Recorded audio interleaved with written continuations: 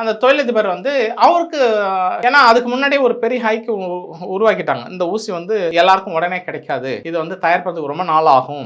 இவ்வளவு டிமாண்ட் அந்த பேருக்கும் நேரத்துல. எப்படி பண்றதுன்னு எங்களுக்கு தெரியல.